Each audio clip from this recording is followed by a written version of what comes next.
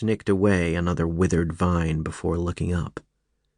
He knew he would be in trouble if he were seen to stop work, even for a moment, yet something made him pause and turn.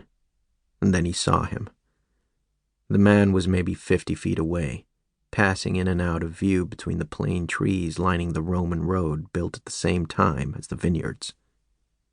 The road was directly behind where Majid was working and lower down the hill, so no movement could have caught his eye. He was also far enough away that the sound of footsteps could not have reached him, even if the wind had been in the right direction, which it wasn't.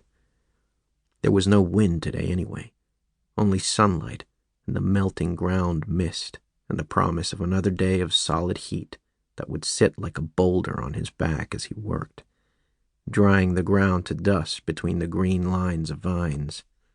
Majid shielded his eyes against the glare of the morning sun and watched the man pass in and out of view between the trees, moving through the mist that pooled in the lower valley.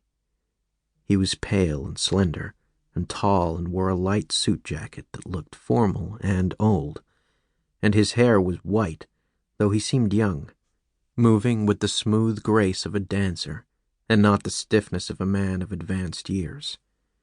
Majid listened out through the whine of insects for the sound of his footsteps, and heard instead the snap of a twig behind him, and the swish of a cane cutting through the air, followed by the sharp burn of sudden pain.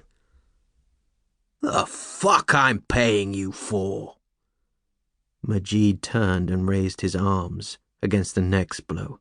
"Désolé," he called out, backing away from the man with the stick in his hand. "Désolé, monsieur."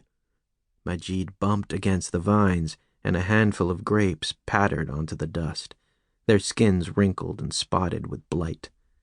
"Sorry doesn't get the work done." The cane sliced back down, and Majid felt the bite of it on his forearm and fell to his knees. He stared up at the large, sweaty figure of Michel Lepoux through a gap in his raised arms and saw anger burning in piggy eyes, staring out from a bright red face. "Désolé, Monsieur Lepoux," he said. The cane rose again, and Majid closed his eyes against the blow, heard the swish of it coming back down and the slap of it striking skin, only this time he felt no pain. He opened his eyes and looked up. Lepoux was standing right in front of him, silhouetted against the bleached blue sky, and so was the man from the road. "Ouch," he said in a voice that was low like thunder and soft as the wind through the vines. "Ça fait mal." That hurt.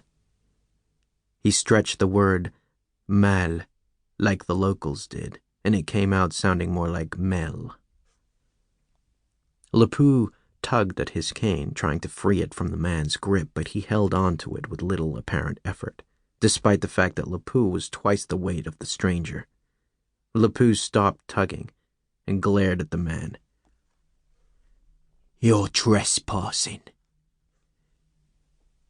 "And you are violently assaulting someone," the stranger replied.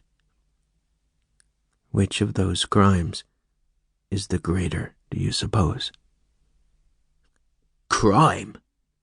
Lepoux spat on the ground. "There is no crime. This man is mine, and what I do with my property on my land is my business." He yanked the stick again, and the stranger let go, sending Lepoux stumbling backwards. He grabbed at the vines, and more shriveled grapes pattered to the ground. The stranger dipped down to pick one up. "Your country banned slavery in 1831. He crushed the grapes, sniffed the pink juice, then licked the end of his finger and looked up at Lepoux. "So, how can this man be your property?"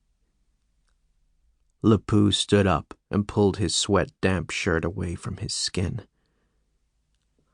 "I don't know who you are, monsieur. Your accent's local, but I know that you're not. I know everyone around here. Law, lawyer."